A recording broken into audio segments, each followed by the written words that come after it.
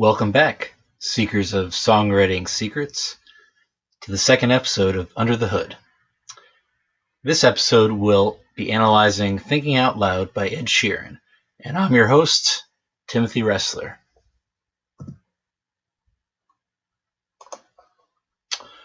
Okay, let's begin with the verse.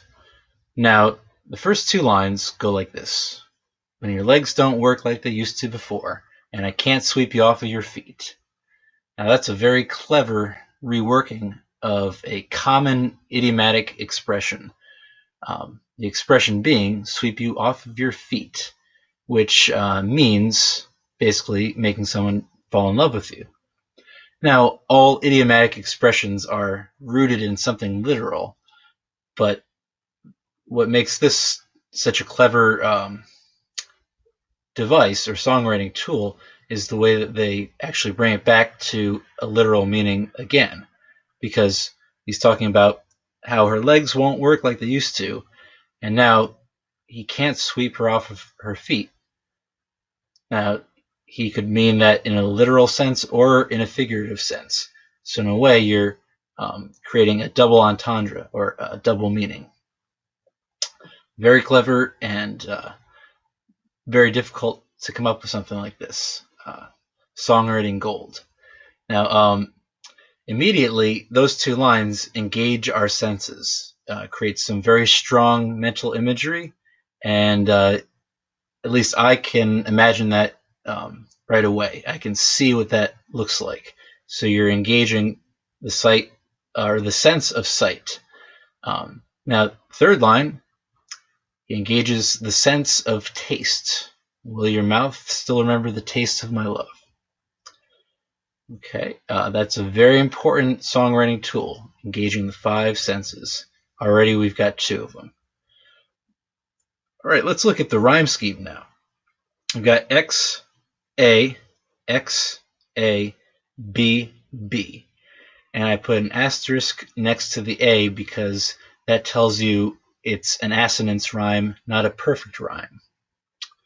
Okay, we got X means it does not rhyme, and B with no asterisk means it's a perfect rhyme. So you have before does not rhyme with love, but feet and cheeks are an assonance rhyme or a vowel rhyme.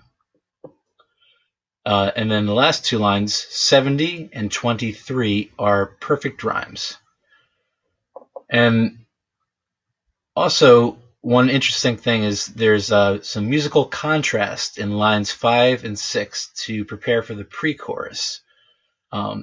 First four lines are very smooth, what you would call legato. The last two lines of the verse are very staccato. Okay, now it almost seems like it could be a separate section, but I consider it the verse because it still has the same chord progression. The chord progression is a very common major chord progression. You got one with the third in the bass, 4, 5.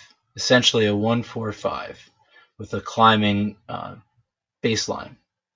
All right, let's take a look at the pre-chorus now. Now, after hearing a progression throughout the verse that was in major, now you're going to the 2 chord, and you're hearing a 2, 5, 1 progression. Now that minor chord really highlights this word, mysterious, okay? And it kind of enhances the impact of that word. If you sang about how people fall in love in mysterious ways over the same chord progression or another major chord, it wouldn't be as powerful, I don't think. So that's what you call harmonic film scoring. Okay, the chords or the harmony beneath the words are really enhancing the lyrical content. All right, now of course they're engaging more senses now. Ed Sheeran now is engaging the sense of touch, whereas in the verse he engaged the sense of sight and the sense of taste. All right, and let's look at the rhyme scheme. A, B with an asterisk, A, B with an asterisk. Now you know what the asterisk stands for, assonance or vowel rhymes, okay? And obviously ways and day are basically a perfect end rhyme, except this is plural, this is singular, but I would still consider it an end rhyme. And hand and am is a vowel rhyme, okay, assonance. Now, as far as the chord progression goes, here you have another common progression. Obviously, a 2-5-1 is very common. Then just 2 and they hold the 5 chord. Then here you have what you would call a deceptive resolution, where first time you heard 2-5 and it resolved to 1. This time it's going to go 2-5 and then the 6th chord, which would be the relative minor of the D.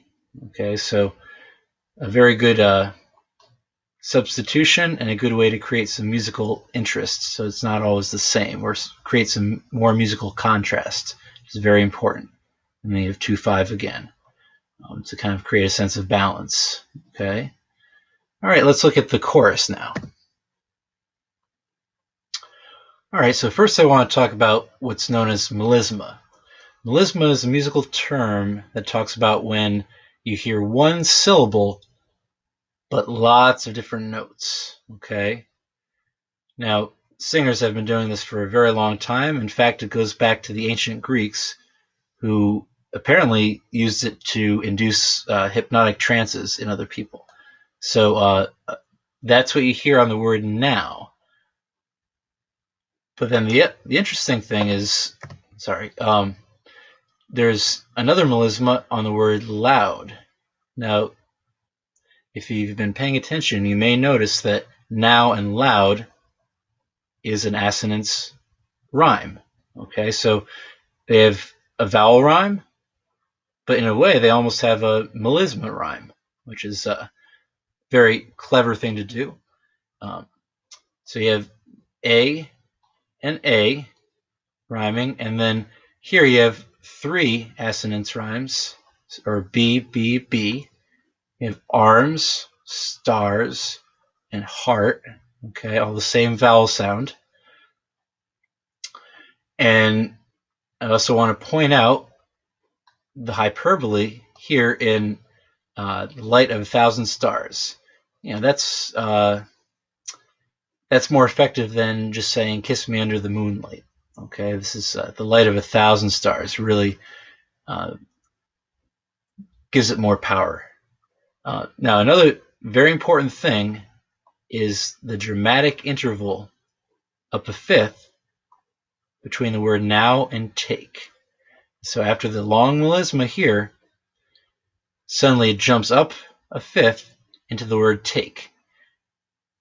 And here he's singing the highest note of the song, and it's the chorus, so it's meant to be the most memorable part of the song. And this is something that's very effective in a chorus. After singing a verse that is more stepwise, you could say, suddenly you have a giant leap, okay, from one note to the other. In this case, it's up a fifth, and then, of course, it has to go back down. It's not going to sound right if you go up a fifth and then up another fifth, and then it'd be impossible to sing, and also it wouldn't sound very good.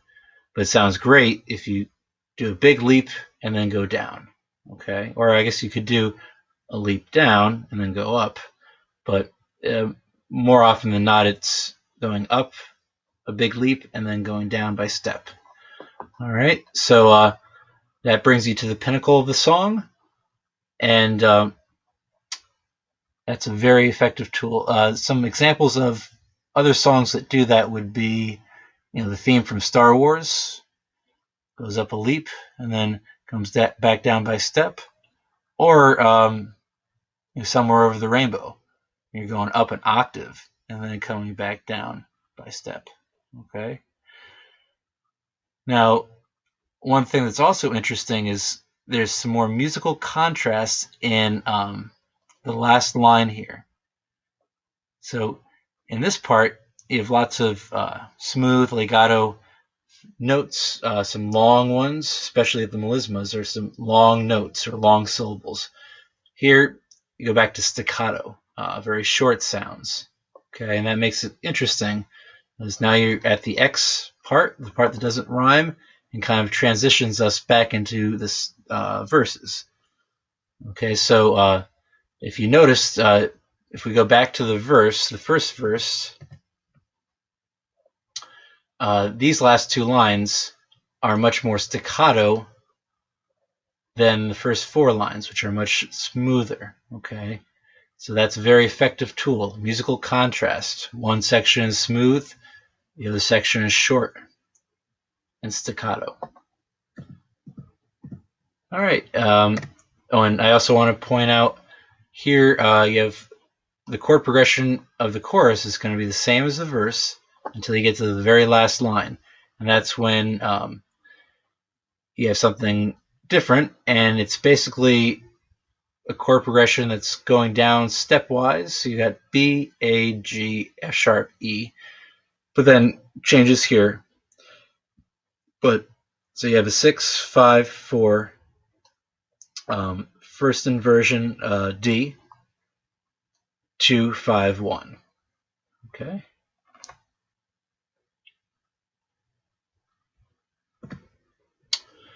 All right, now let's look at verse number 2. He's talking about when my hair's all gone and my memory fades. Obviously, there's a big contrast between what's going on in the verses, where the songwriter Ed Sheeran is contemplating the future, what might happen to love in the future, whereas the chorus takes place right in the now, or in the present. Okay, so that's another thing that makes it very effective. Contrast all over the place.